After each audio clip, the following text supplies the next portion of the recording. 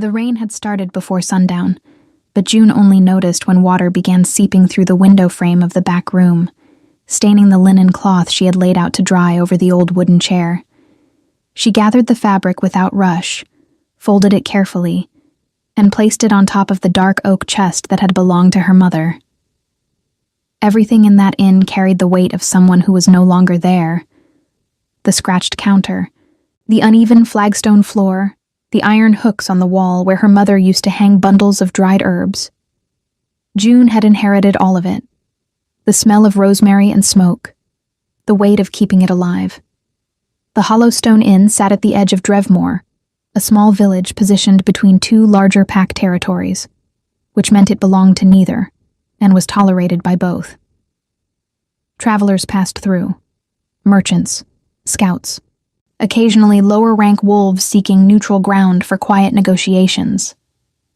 June had learned early that the best way to survive in a place like Drevmore was to be useful, quiet, and invisible. She was good at all three. She was 24 years old, the sole keeper of the inn since her mother's death 2 winters past, and she had not once in those 2 years allowed herself the luxury of feeling sorry about it. There was always something to do. Wood to split, fires to feed, rooms to sweep, bread to bake before the cold made the dough stiff. She worked from before dawn until well after the last candle in the common room burned low, and she did it alone, except for old Marin, who came 3 mornings a week to help with the laundry, and always left before noon with her basket and her opinions about June's hair. "You have a braid like a farmhand," Marin had said just that morning, tugging lightly at the long blonde plait that hung over June's shoulder. "Loosen it. You're not hauling grain." June had smiled and said nothing. The braid stayed. Tonight the common room held 4 guests, a pair of traveling merchants who had taken the 2 middle rooms, an elderly wolf from the Eastern Ridge who asked every evening for the same bowl of broth with no salt, and a young scout from the Ashford pack who had arrived 2 nights ago and hadn't spoken more than 7 words total. June had counted. She found it easier to manage people when she understood their patterns. She was wiping down the long wooden table near the hearth when the door opened. The cold came in first, then the smell, pine resin, leather, something deeper underneath, like dark earth after heavy rain, something that made the air in the room shift in a way June couldn't immediately name. She looked up. There were 3 of them. The first one through the door was broad and loud without making any sound. He filled the frame just by existing, copper-skinned with a jaw like carved stone and a half-grin that suggested he found most situations privately amusing. He shook the rain from his dark hair and looked around the common room the way someone does when they're cataloging exits.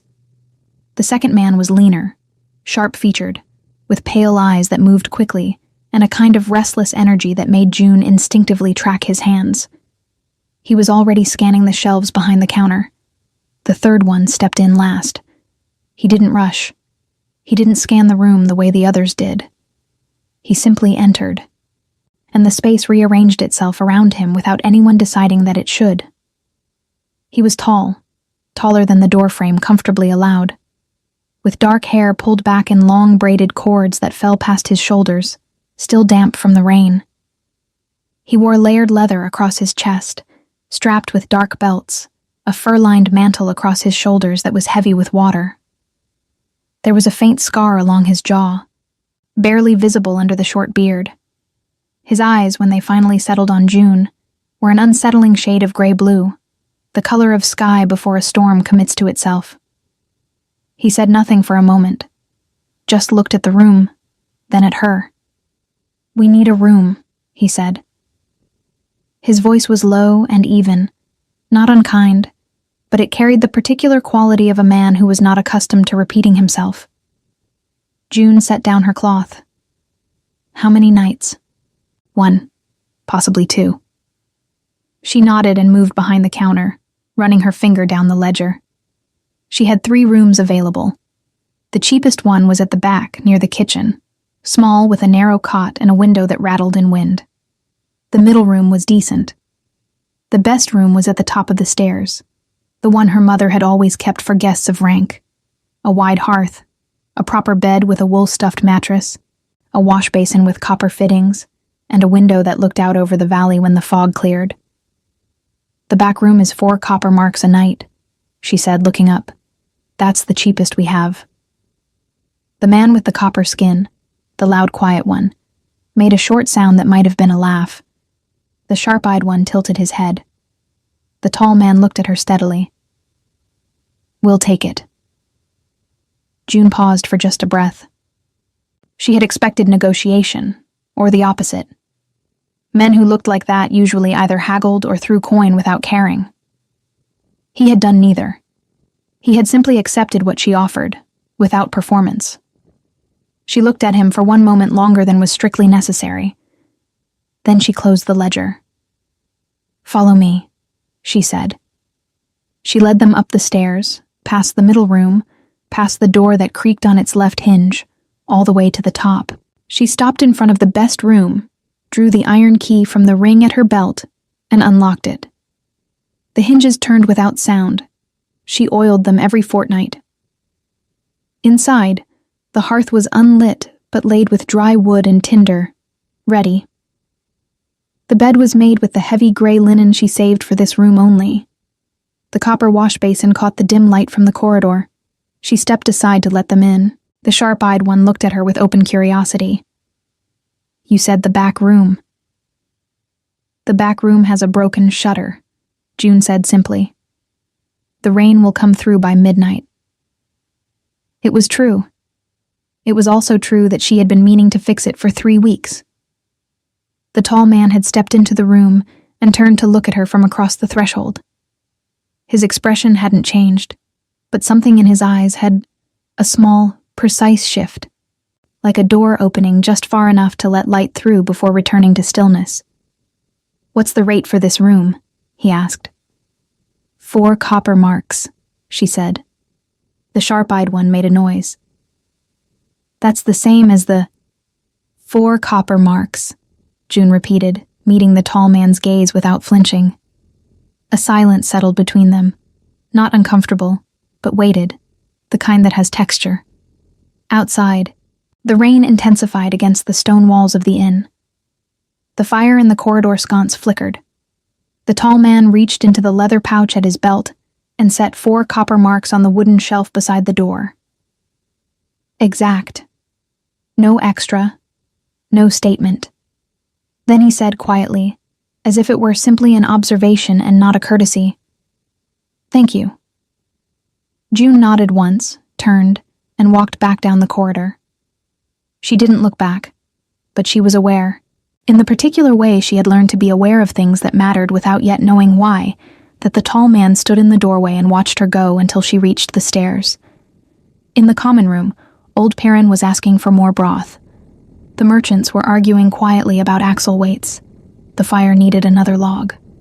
June went back to work. She did not ask the men their names that night.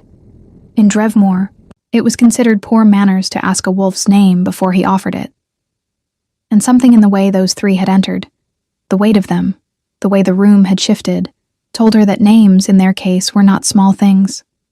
She would find out soon enough. Word count. 1, 312. I fell short of the required 1,802 Roser words. Let me continue the block to complete it properly. She was still at the counter an hour later, when the sharp-eyed one came downstairs alone. He moved quietly for someone who seemed so restless. She heard him only because the 3rd step from the bottom always groaned under the weight of a grown wolf, and she had learned to use it as a soft alarm. She didn't look up from the accounts she was trying to reconcile by candlelight. "The fire went out," he said. "There's tinder in the iron box beside the hearth and dry wood stacked to the left," she said, still writing. "The flint is on the mantel." A pause. "You're not going to light it for us?" "I'm not a servant," June said pleasantly. "I'm the keeper. I provide what's needed. The rest is yours to manage." Another pause. Longer this time and different in quality. She glanced up. He was standing at the foot of the stairs with an expression that was somewhere between surprised and reassessing, like a man who had expected a mouse and found a cat instead. "Fair enough," he said finally. He had an easy way about him despite the sharp eyes, the kind of man who was comfortable in most situations because he trusted his ability to read them. "I'm Cale." She nodded. "June. June." He said it like he was placing it somewhere specific in his memory. "You run this place alone?" "Yes." "Since when?" "Since it became mine."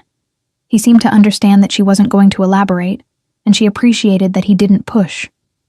He glanced around the common room, at the neat shelves, the swept floor, the small clay pots of dried herbs lined along the window ledge, the way the furniture was worn but arranged with care. "You've kept it well," he said. It wasn't flattery. It sounded like an honest assessment from someone who had seen a great many places kept poorly. "Thank you," she said, and meant it.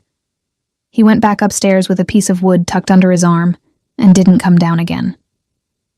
June finished the accounts, banked the hearth fire in the common room, checked the latch on the front door, and climbed the stairs to her own small room at the far end of the corridor.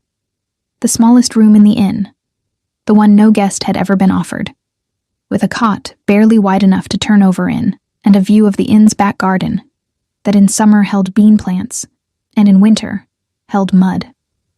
She changed out of her working dress, hung it on the hook, and lay down.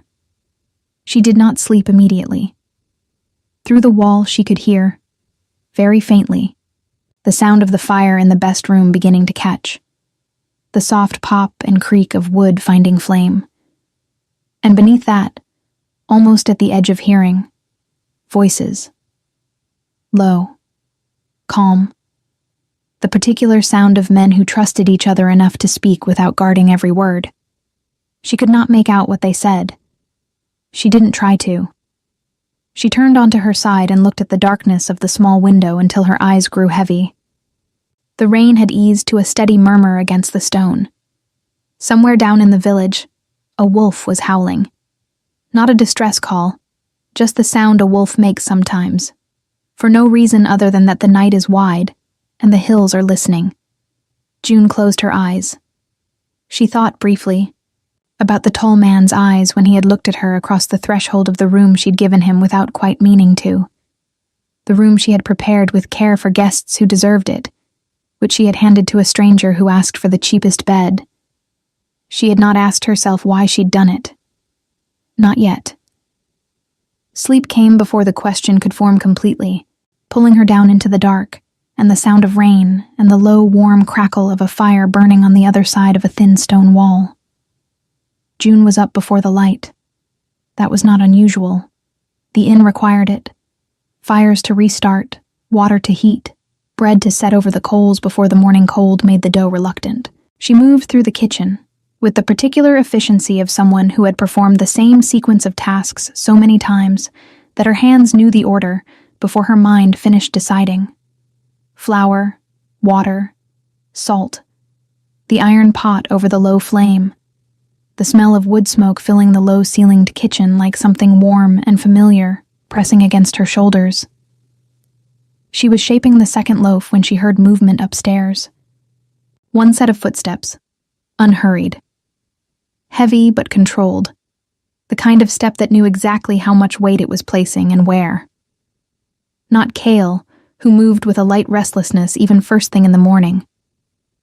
Not the broad one, whose name she still didn't know, and whose steps she had catalogued as deliberate and grounded.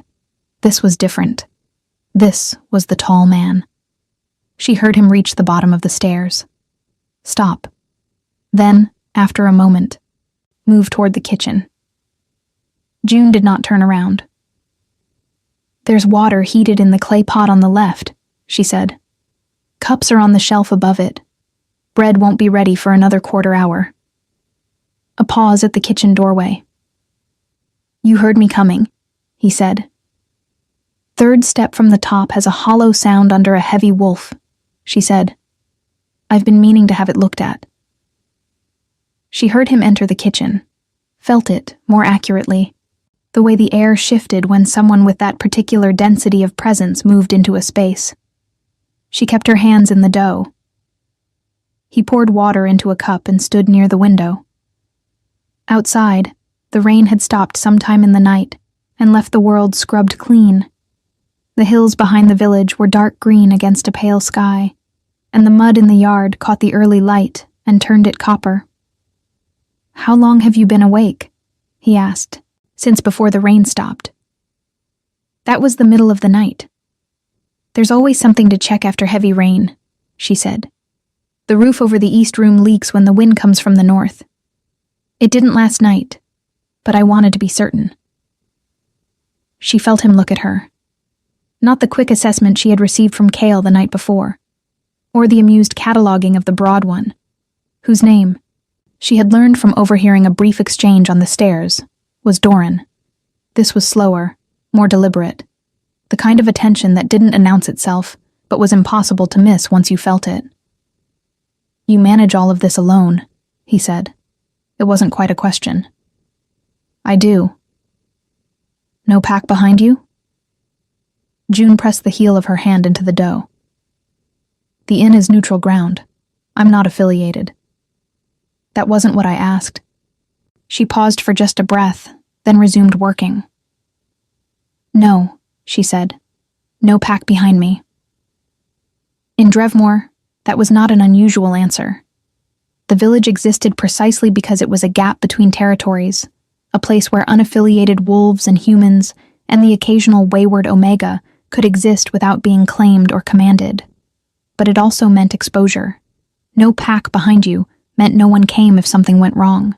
June had lived with that reality for 2 years, and had made her peace with it the same way she made her peace with most things. By refusing to look at it directly, and choosing instead to focus on what she could control. She flipped the loaf, dusted her hands, and finally turned around. He was standing near the window with the cup held loosely in one hand, looking out at the valley. In the gray morning light, she could see him more clearly than she had the night before. The structure of his face, the particular stillness he carried that wasn't tension, but something more like absolute self-possession. The braided cords of his dark hair were loose from sleep, some falling forward over his shoulder. The scar along his jaw caught the light. He hadn't told her his name. She hadn't asked. "The bread will be ready soon," she said. "I can bring it up when it's done, or you can eat in the common room. There's no difference in price either way." He turned from the window and looked at her then, fully, in a way that was direct without being aggressive, the way very few people managed. Most wolves who looked at her like that were either establishing dominance or testing for weakness. This felt like neither. It felt like someone simply deciding to see something clearly. "Common room," he said. She nodded and turned back to the hearth. He stayed in the kitchen doorway for a moment longer. She was aware of it the way she was aware of the fire, a source of warmth she wasn't looking at directly, but could feel along one side of her face. Then he went back down the corridor, and she exhaled slowly through her nose, and told herself it was the heat from the oven. Doran came down 20 minutes later, filling the kitchen doorway completely, and immediately identifying the bread with the focused appreciation of a man whose relationship with food was deeply sincere. "Please tell me that's for us," he said. "It's for whoever is hungry," June said, carrying the loaf through to the common room on a wooden board. Doran followed her with the earnest momentum of a large dog who has heard the word outside. Cale was already at the table near the window, sharpening a blade with a small whetstone, and looking like someone who had been awake for hours and was waiting for the rest of the world to catch up. The tall man sat at the end of the table, a cup in his hand, looking at nothing in particular with the focused absence of someone thinking through something complex. June set the bread down, added a small crock of salted butter and a dish of dried fruit, and went back to the counter. "What do we owe you for breakfast?" Cale asked, not looking up from his blade. "It's included in the room," she said. Doran, who had already torn off an end of the bread, looked up with an expression of genuine gratitude that June found unexpectedly endearing. "You know," he said, "I've stayed in inns from the Ashford border to the Velk Highlands, and I have never once had breakfast included." "Then you've been staying in the wrong inns," June said. Cale made a quiet sound that might have been a laugh. Even the tall man, she noticed from the corner of her eye, had something shift briefly at the corner of his mouth. The morning settled into its ordinary rhythm. The merchants came down and ate quickly, arguing between bites about the same axle weights from the night before. Old Paran appeared at precisely the same time as always, asked for broth with no salt, and ate it in complete silence by the fire. The Ashford scout left before the others were finished, nodded once at June as he passed the counter, and that was apparently the end of their relationship. June cleaned and refilled and moved through the room the way she always did, present but unobtrusive, available but not hovering. It was a skill she had developed young, this particular kind of invisibility. In a neutral inn, on a neutral road, it was protective. People talked more freely around someone they had stopped noticing, which was why she heard it. Cale's voice, low, directed at the tall man while Doran was occupied with the last of the bread. The Greystone representatives arrive in Drevmore by midday, if we're not at the meeting point. We'll be there, the tall man said. Valen. Cale's voice dropped lower still, the particular tone of someone choosing words carefully.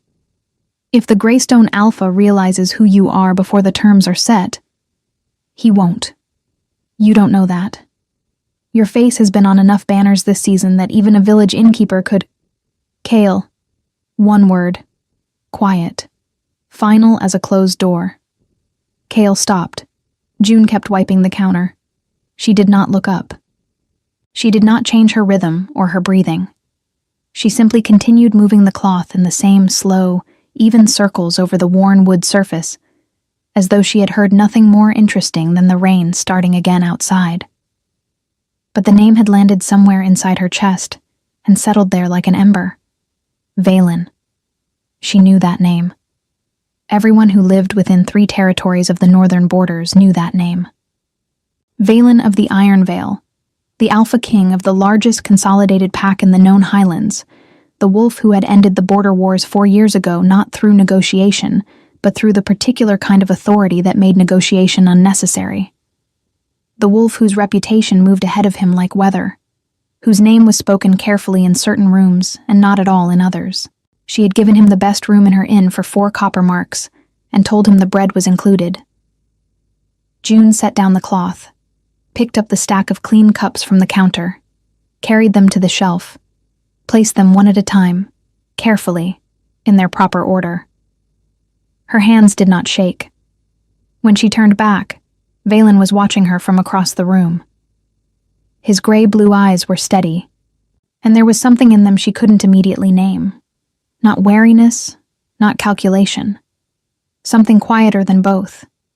He knew that she had heard. She held his gaze for exactly 1 moment, then went back to work. She did not treat him differently. That was the first thing Valen noticed when he returned to the inn that evening. That nothing had changed. The counter was clean, the fire was fed. The common room smelled of wood smoke and something herbed and warm coming from the kitchen. And June moved through it all exactly as she had that morning, with the same unhurried efficiency, the same quiet presence, the same complete absence of performance. Most people, when they discovered who he was, did one of 2 things. They became very still and very careful, measuring every word before releasing it, or they overcorrected in the opposite direction, becoming louder and more eager, as if volume could substitute for the dignity they had momentarily misplaced. He had watched it happen his entire life, the subtle recalibration that occurred the moment a person understood what they were standing in front of. June had done neither. She had heard Cale say his name. He was certain of it. He had watched her in the peripheral way he watched everything, not staring, just aware. And he had seen the small pause, the infinitesimal stillness that passed through her before she continued placing cups on the shelf with steady hands. She had processed the information, and then set it aside, and when she turned back to the room, she had looked at him with the same direct, unimpressed clarity she had offered him the night before, when he was simply a tall, wet stranger asking for the cheapest bed. He found it profoundly disorienting. He found it also something else. something he didn't examine closely as he and Cale and Doran made their way through the village toward the eastern meeting point, where the Greystone representatives were already waiting in the back room of a cooperage that smelled of sawdust and old resin. The meeting took most of the day. The Greystone Alpha, a thick-necked wolf named Brennan who had inherited his position from a father who had earned it, which was always a particular kind of problem, spent the first hour establishing that he understood the significance of the meeting. Valen let him. It was a necessary ritual, the same way a dog circles before lying down. Eventually, Brennan settled, and the actual conversation began. The territory in question was a strip of highland running along the northern ridge, currently claimed by neither Ironvale nor Greystone, but used by both, which had generated 2 seasons of low-grade conflict. Nothing that had reached open battle, but enough skirmishes to keep everyone tense, and the border villages unsettled.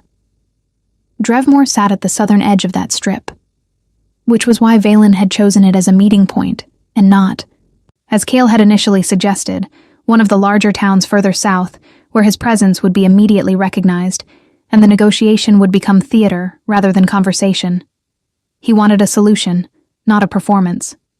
By late afternoon, they had the outline of one. Brennan would withdraw Greystone patrols from the eastern section of the ridge. Ironvale would formalize the western boundary. The strip itself would be designated shared hunting ground with a joint council to manage disputes.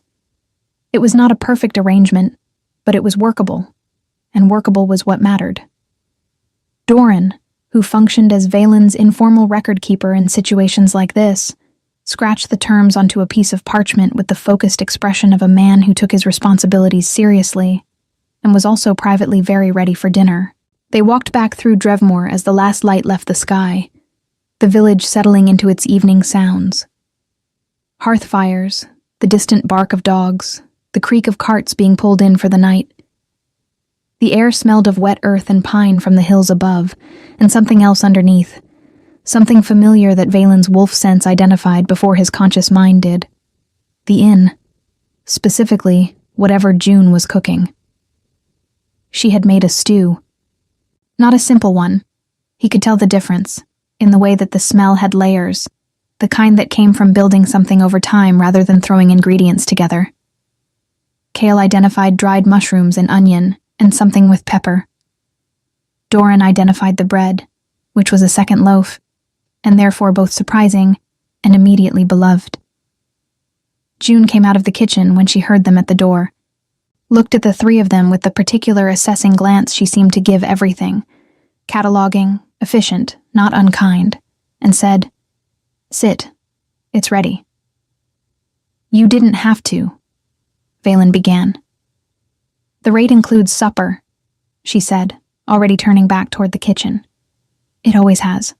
I just didn't mention it this morning because I didn't know how long you'd be gone." Cale looked at Valen. Valen sat down. The stew was very good. Doran made a sound after the first spoonful that was slightly embarrassing and entirely genuine. And even Cale, who ate the way he did most things, with quick, efficient attention, paused midway through and looked at his bowl with something approaching respect. Valen ate without comment, but he ate all of it, which was its own kind of statement. June sat behind the counter with the ledger open in front of her, writing in the careful hand of someone self-taught, the letters slightly uneven but precise, each one deliberate. The other guests trickled in and out. The old man with the salt-free broth. 2 new arrivals, a pair of she-wolves from the Ashford territory, who spoke quietly to each other and asked for the middle room. June handled each of them with the same even competence, never flustered, never distracted, always aware of the room without appearing to watch it. At one point, the older of the 2 she-wolves knocked over a cup, and it shattered on the flagstone floor. June was already moving before the woman finished apologizing. Broom in hand, crouching to collect the pieces with efficient care, saying something quiet and reassuring that made the woman relax her shoulders and stop apologizing. Valen watched this from across the room. Cale, who noticed most things, noticed Valen noticing. He said nothing, which was how Valen knew he had filed it away for later deployment in a conversation Valen would not enjoy. It was Doran who broke the unspoken arrangement, He did it the way he did most things, with complete sincerity and no awareness that there had been an arrangement to break. He had carried his empty bowl to the counter and was leaning on it with the comfortable ease of a man who made himself at home everywhere he went. And he said to June, "I have to ask, where did you learn to cook like that?" June looked up from the ledger. "My mother. She taught you well." "She taught me everything," June said.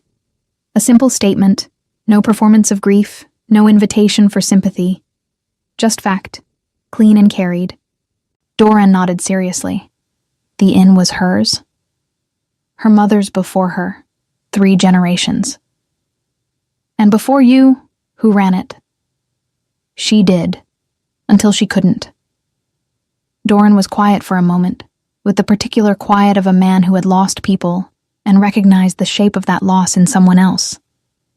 "I'm sorry," he said. "Thank you," June said. She looked back down at the ledger, then up again, and something in her expression shifted. Not opening exactly, but a slight softening of the careful neutrality she maintained the way other people maintained walls. "She would have liked having you here. She liked guests who appreciated the food." Doran smiled, a wide, genuine thing. "I more than appreciated it." "I noticed," June said, and there was the faintest warmth in it, and it was the closest thing to a smile Valen had seen from her. He looked away before she could catch him watching. Later, when the common room had emptied and the fire had burned low, Valen came back downstairs. He wasn't sure why. He told himself it was the fire. The one in the best room had burned down, and he hadn't been able to find the flint in the dark. It was partly true. June was still at the counter. The ledger was closed now, and she was mending something. A piece of dark fabric, a jacket or a curtain panel, working a needle through it with the focused patience of someone who had long ago accepted that maintenance was a permanent condition rather than a temporary inconvenience. She looked up when she heard the stairs. "Flint's on the mantel," she said. "Left side." "I know," he said. She looked at him. He came and sat down in the chair nearest the dying fire, not at the counter, not crowding her space, at a distance that was respectful, but not artificially formal. For a while, neither of them spoke. The fire breathed and settled. Outside, something moved through the trees at the edge of the village. A fox, probably, or a young wolf running the dark for the simple animal pleasure of it. "You knew before we came in," he said, "what we were, the weight of us." June pulled the needle through the fabric. "I've kept a neutral inn for 2 years. I've learned to read what walks through the door." "And what did you read?" She considered this with the same unhurried attention she gave everything. "Power," she said. "The kind that doesn't need to announce itself." She paused. "It made me want to give you the good room." Valen looked at her. "Why?" She looked back at him with those steady, clear eyes. "Because you asked for the cheapest one." The silence that followed was the kind that doesn't need to be filled. Outside, the wind moved through the pines on the hillside. The last coal in the hearth turned from red to gray. "We'll stay another night," Valen said. "I'll keep the room," June said, and went back to her mending. He sat by the dying fire a little longer than was necessary before going back upstairs, and neither of them remarked on it. The morning of the second day brought a problem. June discovered it before dawn, the way she discovered most problems.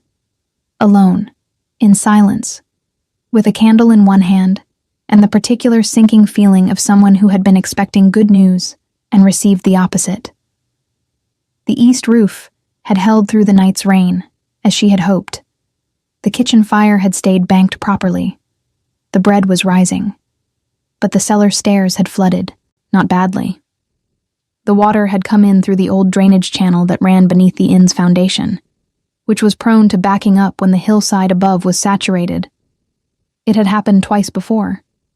Both times her mother had handled it with a specific sequence of redirections involving a wooden baffle, a length of rope, and language June had pretended not to hear. She had watched the process carefully both times and had been reasonably confident she understood it. She was less confident now, standing at the bottom of the cellar stairs in cold water up to her ankles, holding a candle, with the baffle wedged at the wrong angle and the rope too short and the drainage channel making a sound like it was personally offended. She would manage it. She always managed things. But it was going to take most of the morning, which meant the bread would be late and the common room would not be properly aired before the guests came down, which meant the day would begin behind itself and spend the rest of the time trying to catch up. She hated days that spent their time catching up. She set the candle on the step, rolled up her sleeves, and reached into the cold water for the baffle. She didn't hear him come down. The cellar stairs were stone, and stone didn't groan the way wood did, and she had been focused on the angle of the baffle with the concentration of someone losing an argument with an inanimate object. So when a second pair of hands appeared in the water beside hers, large, steady, adjusting the baffle's position with a precise, confident movement that immediately clarified what she had been doing wrong, she startled badly enough to knock the candle off the step. The cellar went dark. "Sorry," said Valen's voice, directly behind her left shoulder. June stood in the cold, dark water and breathed for a moment. "You could have announced yourself." "I did. Twice. You didn't hear me." She processed this. It was probably true. She had been genuinely focused.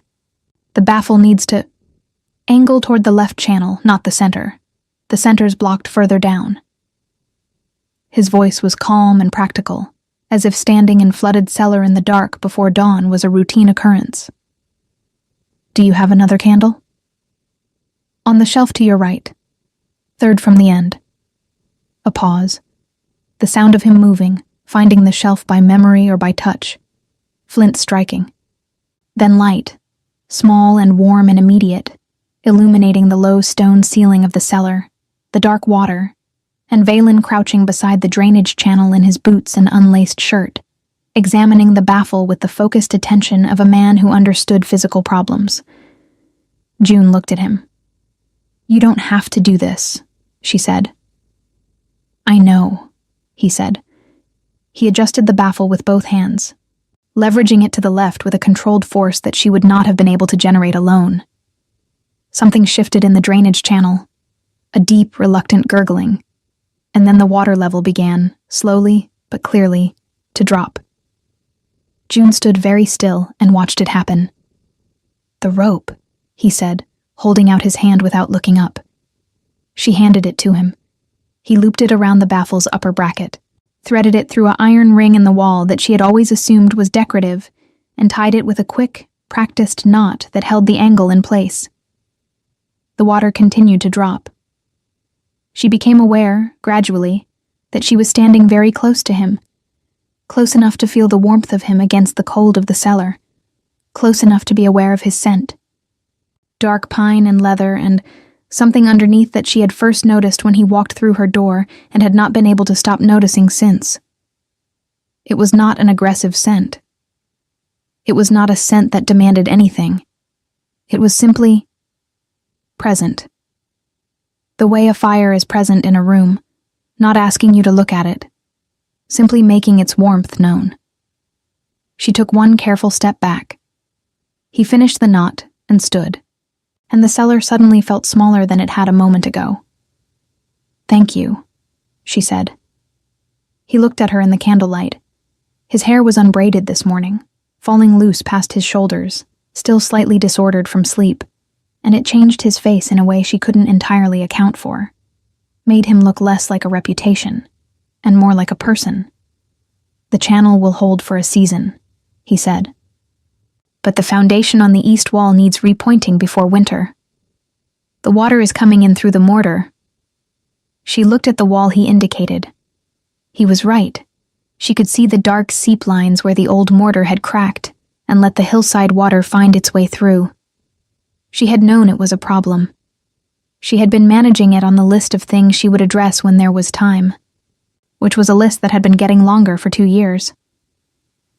"I know," she said quietly. He looked at her with that steady gray-blue gaze and said nothing for a moment.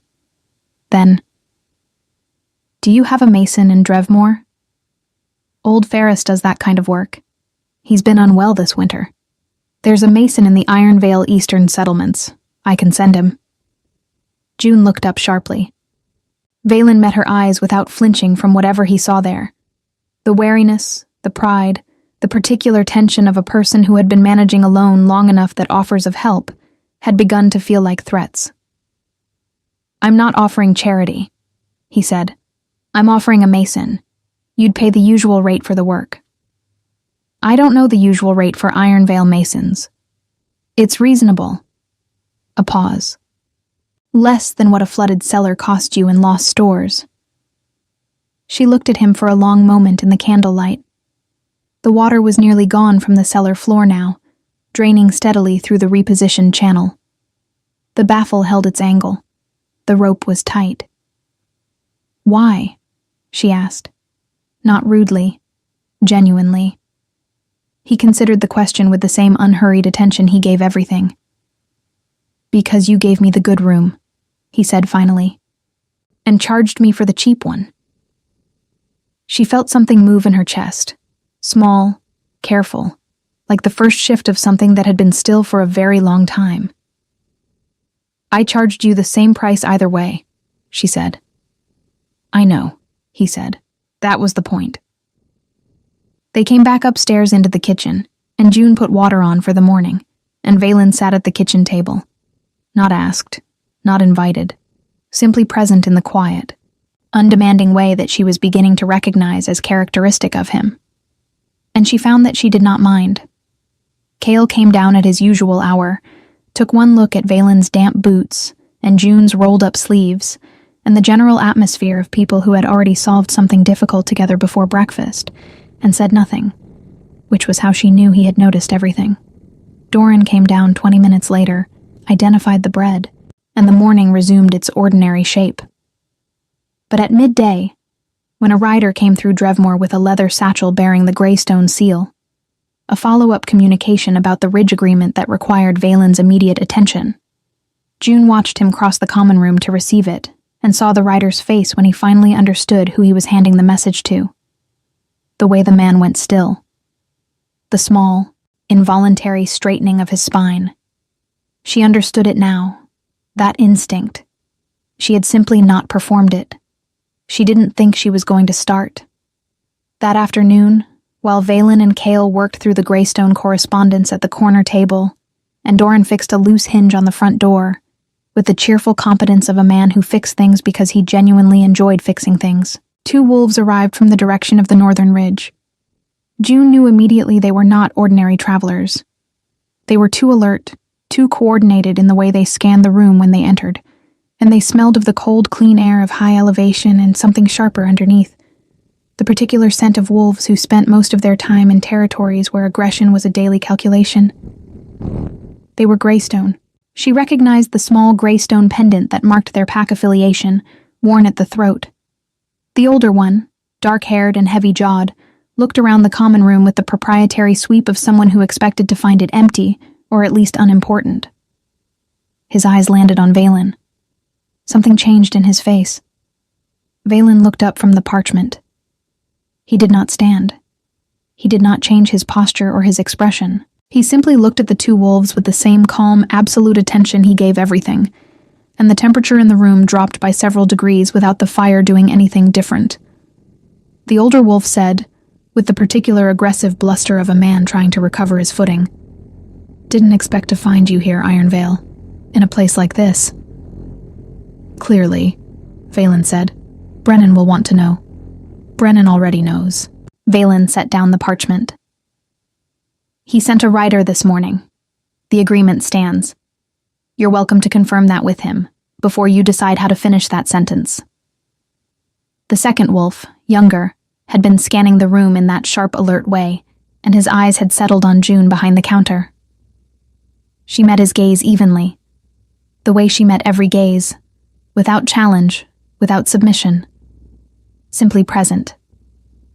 Something in his expression shifted, calculating in a way she didn't like. "Who's the girl?" he said. The common room went very quiet. Doran had stopped moving at the door. Cale's hand had stilled on the table. And Valen had not moved, had not stood, had not changed the angle of his body by a single degree. And yet somehow the quality of his stillness had transformed entirely. The way still water transforms when something with weight moves beneath the surface. "She's the keeper of this inn," Valen said. His voice was the same, low, even, unhurried. "And you're standing in her house." The younger wolf looked at him, looked back at June, made some internal calculation, and apparently arrived at the correct answer, because he said nothing further and looked at the floor. The older wolf cleared his throat. "We'll be moving on." "Safe travels," June said from behind the counter, in her ordinary voice. They left. Doran exhaled. Cale picked up his cup. Valen looked back down at the parchment as if he were simply resuming a thought that had been briefly interrupted, and the common room breathed again. June turned back to the shelf she had been organizing. Her hands were completely steady, but something had shifted in the room. Some invisible weight had been placed somewhere and not removed, and she could feel it there, solid and warm, for the rest of the afternoon. On the morning of the third day, Valen's horses were saddled before dawn. June knew because she heard the stable boy, young Todden, who slept in the loft, and whose footsteps she could identify by the particular uneven rhythm of someone still growing into their own legs, moving back and forth across the yard earlier than usual. She lay in her narrow cot for a moment and listened to the sound of it, and felt something she did not immediately name settle into the space beneath her ribs. She got up, dressed, braided her hair. When she came down to the kitchen, the fire was already lit. She stopped in the doorway. Valen was crouching in front of the hearth, feeding a second log into the flame with the careful attention of someone who understood that a fire needs to be built, not simply started. He had his traveling clothes on, the layered leather, the dark belts, the fur-lined mantle folded over the back of the kitchen chair. His hair was braided again, tight and neat, the way it had been when he first walked through her door. He heard her in the doorway and looked over his shoulder. "You don't have to do that," she said. "The kitchen was cold," he said. He stood and moved away from the hearth, giving her the space back without being asked. She went to the counter and began the bread. For a while neither of them spoke, and the kitchen filled with the sounds of morning, the fire settling, the rain that had started again sometime in the night, tapping at the window, the distant sound of Doran's voice in the yard saying something to Todden that made the boy laugh. "You're leaving this morning," June said. It was not a question. "Yes," she nodded and worked the dough. "The Greystone matter is settled?" "Enough to hold." A pause. "It will need tending. These things always do." "I imagine so." She could feel him watching her. That particular quality of attention she had grown accustomed to over 3 days, which no longer felt like surveillance, and had begun to feel like something she didn't have a precise word for. Something that had weight without pressure. Something that knew she was there without requiring her to perform the fact of it. She shaped the first loaf and set it aside. June. She looked up. He was standing on the other side of the kitchen table, and his expression was different from any she had seen on him before. Still composed, still that fundamental stillness. But something in it had shifted to the surface that was usually kept further down. Something direct and unguarded in the way that only very honest people could manage, or very tired ones. "I'm going to send the mason," he said, "for the east wall. You don't." "I know I don't have to." He held her gaze. "I'm going to do it anyway. He'll arrive before the first frost. His name is Aldrich. He'll ask for you specifically and he'll do the work at fair rate, and when it's done, the wall will hold for 20 years. June looked at him for a long moment. The fire popped behind her. The rain tapped its patient rhythm at the window. "Why are you telling me his name?" she asked. "So you know he's coming from me," Valen said. "So it doesn't arrive as a surprise, and you turn him away at the door." The smallest warmth moved through her, unwilling and undeniable. You think I'd do that? I think you are entirely capable of it, he said, and there was something in his voice that was not quite a smile, but lived in the same neighborhood. She looked down at the dough, back up at him. Thank you, she said quietly. He nodded once. Cale and Doran came in from the yard smelling of rain and horses, and the kitchen became briefly loud with the particular energy of men preparing to leave a place. The checking of things, the gathering, the specific restlessness of people whose nature it was to move. Doran ate the bread that wasn't quite finished yet with the focused gratitude of a man making a memory, and told June 3 separate times that it was the best bread he'd had north of the Velk Highlands, and she thanked him each time with the same patient warmth. Cale settled their account at the counter, 3 nights, 2 suppers, breakfasts included. He counted out the coin with precise care, then looked up at her with those quick, assessing eyes. You knew who he was, Cale said, not accusing, simply stating. By the second morning, June said, and it didn't change anything. She considered this honestly. It changed what I understood, not how I behaved. Cale looked at her for a moment with an expression she couldn't entirely read, something between approval and something more complex. The look of a man who was very careful about who he trusted and had just updated a private list. That's rare, he said. People make too much of names, she said. He smiled, quick and genuine, the first full smile she had seen from him. I'm going to remember you said that. She handed him his receipt, and he folded it into his jacket. They gathered in the yard in the gray morning rain, horses stamping and breathing steam, the village of Drevmore still quiet around them. June stood in the inn's doorway, her threshold, the place she had stood 1,000 times watching people leave, with her arms folded against the cold. Doran mounted first, settling into the saddle with a soldier's ease, and leaned down to give her a last sincere nod. Best inn I've ever stayed in, he said, and I've stayed in a great many. You're welcome back any time, she said. We'll hold you to that, Cale said from his horse, already gathering his reins with the air of someone whose mind was half on the road ahead. Valen was the last to mount. He stood beside his horse for a moment, a tall, dark animal, patient and still in the rain, matching its rider in temperament, and looked at June across the yard. The distance between them was not large, 10 paces, perhaps 12, enough to be proper, enough to be, in some way she felt without analyzing, insufficient. He said nothing for a moment. Then, June. Valen, she said, the first time she had said his name aloud. It fit in her mouth the way she had known it would, solidly, without fanfare. Something moved briefly across his face. Keep the fire going, he said. I always do, she said.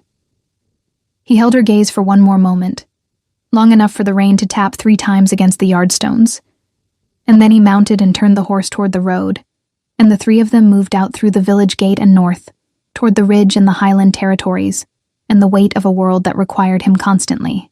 June watched until they were gone from sight. Then she went inside, closed the door, and went back to the bread. The mason arrived 17 days later.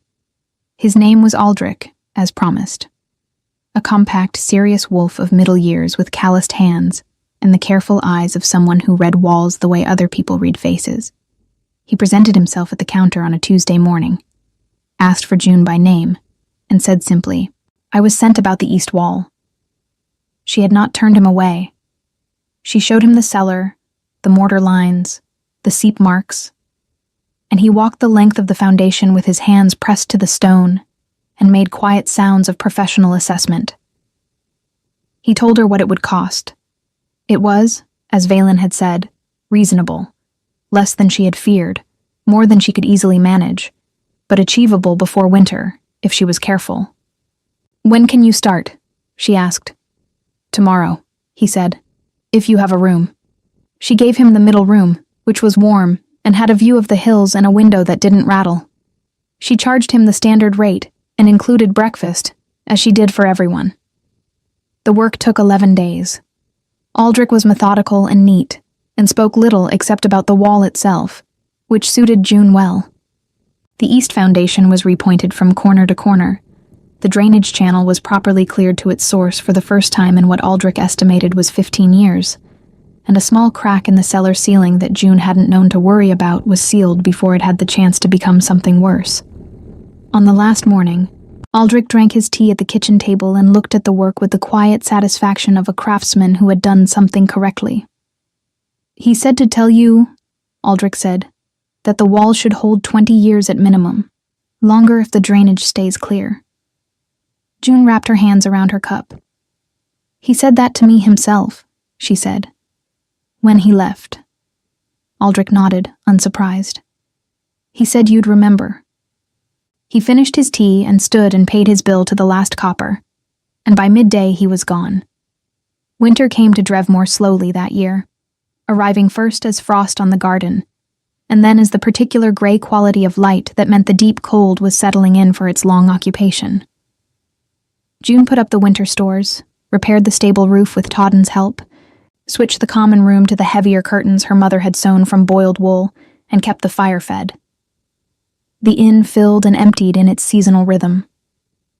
Travelers came through, merchants closing out autumn trade routes, wolves moving between territories before the passes closed, the occasional wanderer who needed a warm place and a meal and nothing more complicated than that. June managed them all with the same steady competence, the same unobtrusive care, the same quality of presence that made her inn a place people remembered more warmly than they could always explain. She did not wait. That was not who she was, and she knew it. But she kept the best room ready. She oiled its hinges every fortnight. She laid the fire with dry wood and tinder each morning. She kept the wool-stuffed mattress aired and the copper wash basin clean, and the view of the valley unobstructed. The way you keep something in good order, not because you are certain it will be needed, but because readiness is its own kind of faith. The first snow fell on a Thursday. Valen arrived on a Friday. He came alone this time. No Cale, no Doran, just the tall, dark horse and the fur-lined mantle and the rain-gray eyes that found her across the common room the moment he stepped through the door, before she had even looked up from the ledger, because she had heard his step on the threshold and had known it as surely as she knew the sound of her own fire. The common room had 3 other guests. None of them looked up. He crossed to the counter, stood before her in the particular way he had, present without crowding, certain without demanding. His hair was damp from the snow. There was a new small scar at the edge of his jaw, lighter than the old one. She looked at him for a moment. "The east wall held," she said. "I know," he said. "Aldrich told me. The drainage channel is clear all the way to the source." "Good." A pause. The fire breathed. Snow tapped at the window like something patient that had been waiting a long time. "How long?" she asked. He looked at her with those steady eyes, the look she had learned over 3 days in autumn, to read not as blankness, but as depth. The look of a man who said precisely what he meant, and nothing more, and whose silences were therefore worth as much as his words. "As long as you'll have me," he said. June held his gaze for one long, unhurried moment. The snow tapped. The fire settled. Somewhere in the kitchen, the bread she had put on an hour ago filled the inn with warmth from the inside out, the way it always did, the way it had for 3 generations of women who understood that a home is not a place you wait to be given, but one you build and tend and keep ready. She reached under the counter and set the iron key on the wood between them, the key to the best room. "Supper's at 7, she said. "Bread's included." He picked up the key. His fingers brushed hers as he took it, brief, unhurried, deliberate as everything he did. "Thank you," he said. "You keep saying that," she said. "I keep meaning it," he said. And he went upstairs, and he did not leave. In the years that followed, Drevmore became known for 2 things: the unusual peace that settled over the Northern Ridge territories, Once Ironvale formalized its agreement with Greystone, and the quality of the bread at the Hollow Stone Inn, which travelers reported was the best they had ever eaten anywhere north of the Velk Highlands. Cale came through twice a year on Ironvale business, and always took the middle room, and always complimented the bread with exactly the same restrained sincerity, which June found consistent and therefore trustworthy. Doran came less regularly, but with greater enthusiasm, and always stayed 3 nights, and always fixed at least one thing around the inn without being asked: a door, a shutter, a cabinet hinge, leaving it better than he found it, which was his particular way of saying he was glad it existed. Old Perrin continued to come every evening for his salt-free broth, and June continued to make it, until one winter he didn't come, and she made it anyway, and set it by the fire for a week before quietly accepting that some rhythms end, and that the space they leave is also a kind of honoring. Maren still came 3 mornings a week with her basket and her opinions, and still said things about June's hair, and June still smiled and said nothing, because some things are not worth changing when everything else has already changed so completely. The east wall stood for far longer than 20 years. And every morning, without exception, in the kitchen of the Hollow Stone Inn, the fire was lit before dawn, because there was always bread to make, and guests to keep warm, and a home worth tending. That was the promise. It had never been spoken aloud. It had never needed to be.